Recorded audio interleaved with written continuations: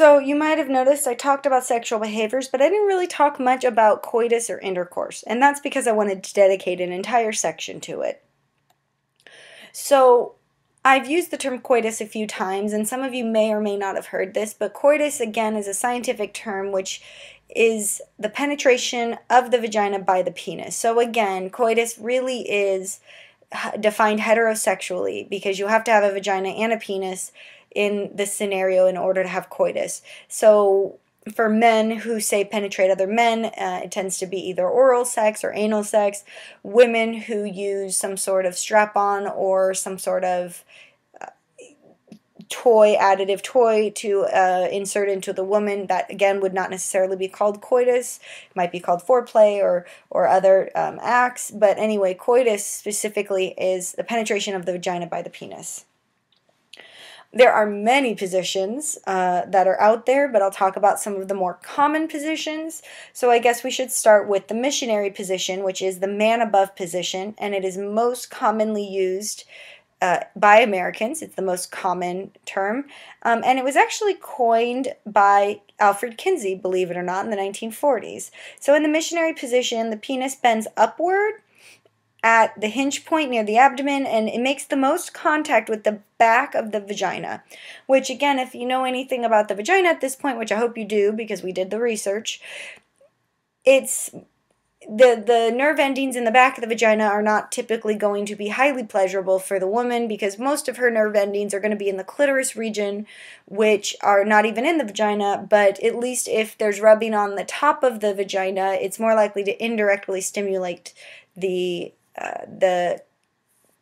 clitoris. So it is in a position that typically women will report lots of orgasms by. However, there are ways in which to engage the clitoris, specifically when the man enters her, his actual pelvic bone might hit against her clitoris, and so there, at that point, it can become more enjoyable for her. But for many years, this was kind of the only position that was considered okay to do, and other positions were considered maybe more embarrassing or amoral or less personal. But when the women's movement came out in the 70s or so, they really encouraged other positions, specifically positions that might give women more pleasure. And so one of the positions that came about, or that more women engaged in after the women's movement, is having the woman on top.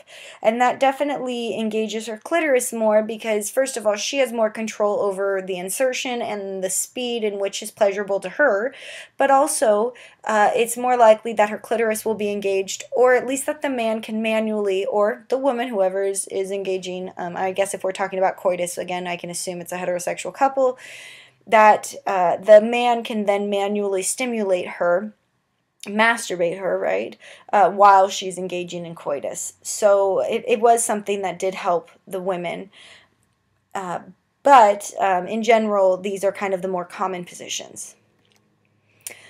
So some of you guys might think this is the Kama Sutra, but it's actually not. This used to be a guide that would be given to doctors so that when women and couples, married men and women, would come in and report lack of desire for sex or lack of pleasure for sex, they would explain to them that these are other positions in which they could engage in.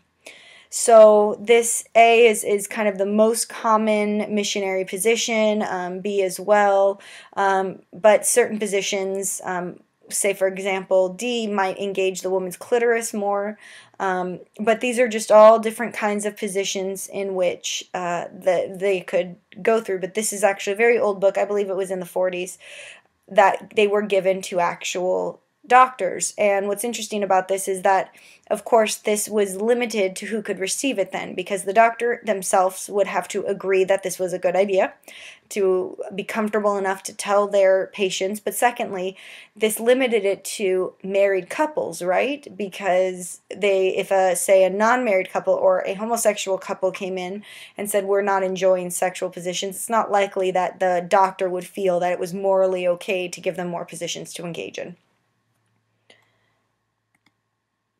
Okay, so now let's talk also about anal sex.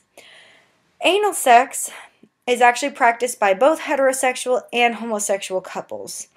So many times people think of anal sex as being gay sex, specifically meaning it's something that only two men engage in, and that's just not the case. So for example, 13% of women engage in receptive anal sex. So likely, of course, this is going to be heterosexual women. So that means 13% of women are engaging in this, and likely then 13% of men are engaging in anal sex where they're the ones that are giving the anal sex. But 3.6% of men engage in receptive anal sex. And not all of these men identify as homosexual. So there definitely are men who are heterosexual who engage in anal sex by either other men or by other women. And I always tell people sometimes men will come in and be very concerned about this, say that they enjoy some sort of anal play, maybe not anal sex, but anal insertion of fingers or hands or whatnot, and they'll worry that that somehow makes them gay.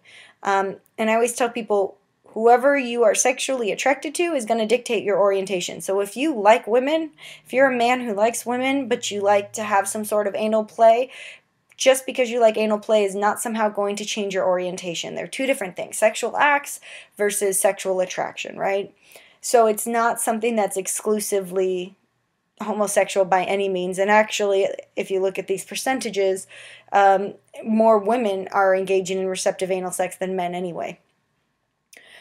Of course, anal sex can involve many different objects, hands, even vegetables. So it doesn't necessarily always have to be penile insertion.